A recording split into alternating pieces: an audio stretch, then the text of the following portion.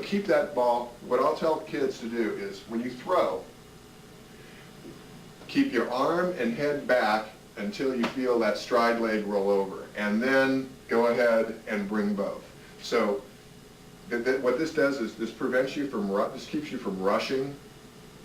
This keeps you from externally rotating your arm too early and risking shoulder problems. This keeps your balance. This keeps your direction. There are like 6 things that coaches will talk about in terms of throwing mechanics. This does it automatically. If you just let, because if I do nothing, if I keep my head back and my arm back until I feel my thigh roll over, now I know it's safe to bring both. When my thigh leg rolls over, I'll know that my head will start moving forward towards my target, and I'll start to turn my torso, and that's going to get the arm up. That's going to complete the transition of my arm from internal rotation to external rotation. And then from there, it's just a matter of going forward and turning your torso to deliver your arm. So the drill then is this. It's a throwing drill. You just throw it back and forth. You know, you don't get on knees to isolate the upper torso, and you don't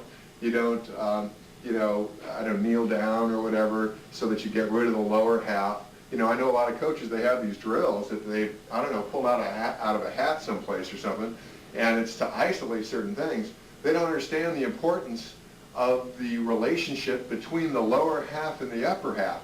They say, yeah, you need to coordinate both in order to throw well, but they don't know how to do that, and they don't know how to explain it, certainly. So you have to understand that you can't learn to throw well if you kneel down and just cut off the bottom half, because now you're going to be using all torso and arm, and that's not the way you throw either. What you want to do is break your hands correctly, like this, and then when your thigh leg rolls over, that's when you start bringing your arm. And it'll happen by itself. You don't have to think about it. The only thing you want to focus on is keeping your head back and keeping your arm back until your thigh leg rolls over. When you feel that thigh leg roll over, that's the key. That's the trigger to bring yourself and your arm. You know, if you, as we said, if you bring your arm up before your thigh rolls over, you've used all the elasticity. Now, when you go to land and throw, you're already stretched out, and it's going to hurt you. The other problem is this. A lot of coaches think that the arm motion is tied to your foot strike, that it's when you land that something important happens on your arm, with your arm. But that's too late. When you foot strike, if your arm is still down and behind you, you drag that arm around and you come in with a low elbow, and you end up throwing across your body, which is another stressful element. So what you want to do is the critical timing in the stride is not foot strike.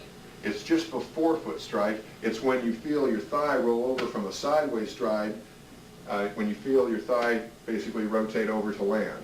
It's when you feel the rotation to land that triggers the bringing of the arm and everything else. So that's very important, and I can't stress it enough. So I don't want to recap here and get into a lot of, get into a lot of redundancy. I don't want to be too repetitive. I just want you to know that it's important for you to start off sideways to your target, break your hands correctly, internally rotated, and then keep them internally, keep your head back and your arm back until you feel your thigh roll over, and then that's the key. That'll start the external rotation in your arm that'll bring your arm up. And by doing both, you're going to keep your shoulder closed, and you won't actually start acceleration until the proper moment. So that's very important. Now,